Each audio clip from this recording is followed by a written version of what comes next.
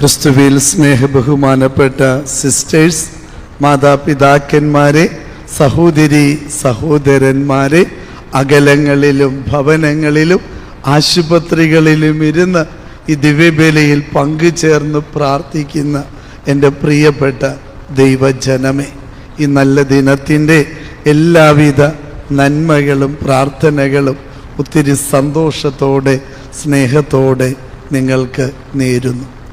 ജെറൂസലേമിലേക്ക് യേശുവും ശിഷ്യന്മാരും പോകുമ്പോൾ ഒരാൾ അവനെ സമീപിച്ചുകൊണ്ട് ചോദിക്കുക, രക്ഷ പ്രാപിക്കുന്നവർ ചുരുക്കമാണോ എന്ന്.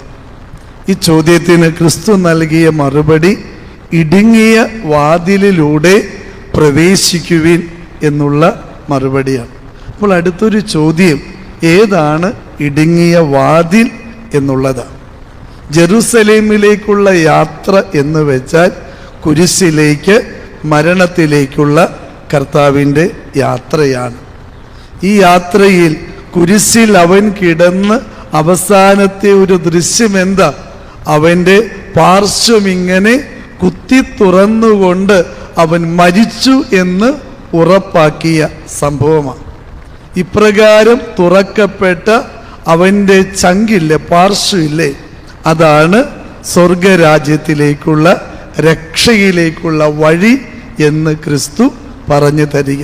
ഇടുങ്ങിയ വാതിൽ ഇത് തന്നെയാണ്. അവൻ്റെ കുത്തിത്തുറക്കപ്പെട്ട പാർശ്വത്തിലൂടെ അകത്തു പ്രവേശിക്കുന്നവർക്കൊക്കെ എന്തുണ്ട്? രക്ഷയുണ്ട്, നിത്യജീവൻ ഉണ്ട് എന്നാണ്. പക്ഷെ ഒരു പ്രശ്നമുണ്ട്. ഈ വാതിൽ തുറന്നിരിക്കുന്ന വാതിലാണെങ്കിലും ഇതിനകത്ത് ഇടം കിട്ടണമെങ്കിൽ അവൻ എന്ത് ചെയ്യണം? കരുണയുടെ മനുഷ്യനായിട്ട് മാറണം. കാരണം അവസാന പരീക്ഷയ്ക്ക് അവൻ ചോദിക്കുന്ന ചോദ്യം അവൻ്റെ തിരുവിലാവിൻ്റെ മുന്നിൽ വന്ന് നിൽക്കുന്ന ഏതൊരാളോടും അവൻ ചോദിക്കും, ഞാൻ വിശക്കുന്നവനായിരുന്നു, നീ എനിക്ക് ഭക്ഷണം തന്നു, എങ്കിൽ എൻട്രി ഉണ്ട്. ഞാൻ ദാഹിക്കുന്നവനായിരുന്നു, കുടിക്കാൻ തന്നു. ഞാൻ പരദേശിയായിരുന്നു, നീ എനിക്ക് അഭയമരുളിയോ? ഞാൻ നഗ്നനായിരുന്നു, നീ എനിക്ക് വസ്ത്രം നൽകിയോ? ഞാൻ രോഗിയായിരുന്നു, കാരാഗൃഹത്തിലായിരുന്നു, നീ എന്നെ സന്ദർശിച്ചോ? ഈ ഒരു ചോദ്യം അവൻ ചോദിക്കും. ഇതിന് ഉവ്വ് കർത്താവേ എന്ന് മറുപടി നൽകാൻ ഏതൊരുവന് കഴിയുന്നുവോ അവന് അകത്ത് പ്രവേശനം കിട്ടും. അതുകൊണ്ടാണ് ക്രിസ്തു പറയുന്നത്, ഈ ചെറിയവരിൽ ഒരുവന് ഇത് നിങ്ങൾ ചെയ്തു കൊടുത്തപ്പോൾ എനിക്ക് തന്നെയാണ് ചെയ്തത്. അങ്ങനെയുള്ളവരെ അവൻ അറിയും, അല്ല എങ്കിൽ അവൻ വിസ്മരിച്ചു കളയും, തിരസ്കരിച്ചു കളയും. അപ്പോൾ നമ്മൾ പലരും പറയും, ഞങ്ങൾ നിന്റെ വചനം കേട്ടിട്ടുണ്ട്, ഞങ്ങൾ കുറെ ധ്യാനം കൂടിയിട്ടുണ്ട്, അങ്ങനെ ഞങ്ങൾക്ക് നിന്നെ അറിയാം എന്ന് പറഞ്ഞുകൊണ്ട് അവൻ്റെ അടുക്കൽ നിൽക്കുമ്പോൾ കർത്താവിന് അതൊന്നും അറിയേണ്ടതില്ല. ഈ കാര്യം വേണ്ടത്, ഈ പറഞ്ഞ കാര്യം നീ ചെയ്തിട്ടാണോ വന്നിരിക്കുന്നത്? അങ്ങനെയെങ്കിൽ രക്ഷയുടെ അനുഭവം നിനക്ക് കിട്ടും. അല്ലെങ്കിൽ അവൻ എന്തു പറയും? ഞാൻ നിങ്ങളെ അറിയുക പോലും ഇല്ല. എത്ര വലിയ സങ്കടം!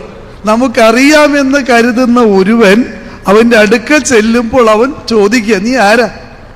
എത്ര വലിയ സങ്കടം ഇരിക്കും നമുക്ക്.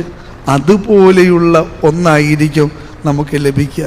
വളരെ ചെറിയൊരു ജീവിതമാണ് നമ്മുടെയൊക്കെ ജീവിതം. വല്ല കാരുണ്യം നന്മകൾ ചെയ്യാൻ ആഗ്രഹിക്കുന്നുവെങ്കിൽ അതിനിയും നീട്ടിവെക്കരുത് എന്നുള്ളത് സ്നേഹപൂർവം ഓർമ്മപ്പെടുത്തിയ, നമുക്കുള്ളതൊക്കെ നമ്മുടേതാണെന്ന അഹങ്കാരത്തിൻ്റെ തലക്കനവുമായി ചെന്ന് നിൽക്കുന്നവർക്ക് രക്ഷയുടെ അനുഭവമൊന്നും കിട്ടാൻ പോണില്ല. അവിടെ എന്ത് വേണം? ലാളിത്യം വേണം, എളിമ വേണം, സഹോദരനെ സഹായിച്ചതിൻ്റെ ആ ഒരു നേർസാക്ഷ്യം വേണം. ഇപ്രകാരമുള്ള മനുഷ്യർക്ക് എൻട്രി ഉള്ളൂ. അല്ലാത്തവനൊക്കെ തമ്പുരാൻ പോലും അടിച്ച് പുറത്താക്കും, ഉറപ്പായ കാര്യം. അതുകൊണ്ട് എൻ്റെ പ്രിയപ്പെട്ടവരെ, നമ്മളൊരു ആത്മശോധന ചെയ്യേണ്ട ഒരു വചനമാണിത്. ഞാൻ എൻ്റെ ഈ കാലം അത്രയുമുള്ള ജീവിതം കൊണ്ട് എന്തെങ്കിലും കാരുണ്യം ചെയ്തിട്ടുണ്ടോ? എൻ്റെ വീട്ടിലുള്ളവർക്കല്ലാതെ അപ്പുറത്തുള്ള ആർക്കെങ്കിലും വേണ്ടി സ്നേഹത്തിൻ്റെ സഹായത്തിൻ്റെ കരമൊന്ന് നീട്ടാൻ നമുക്ക് പറ്റിയിട്ടുണ്ട്. എന്തൊക്കെ കാര്യങ്ങൾ പറഞ്ഞ വിമർശനങ്ങൾ ഇങ്ങനെ ഇങ്ങനെ വന്നുകൊണ്ടിരിക്കുന്നു, എന്തൊക്കെ കാര്യങ്ങൾ പറഞ്ഞ. പക്ഷെ നമ്മൾ ചിന്തിച്ചു നോക്കുക, നീ എന്തെങ്കിലും ഒരു കാരുണ്യം ചെയ്തിട്ടാണ് നീ പറയണത്? ഒരു കാരുണ്യം പോലും ചെയ്യാതെ ഇങ്ങനെ ഞങ്ങളാണ് ഇതിൻ്റെയൊക്കെ അട്ടിപ്പേർ അവകാശമുള്ളവർ എന്ന രീതിയിൽ അച്ഛന്മാരൊക്കെ വരുത്തന്മാരാ, 5 വർഷം കഴിയുമ്പോൾ പോകുന്നവരാ.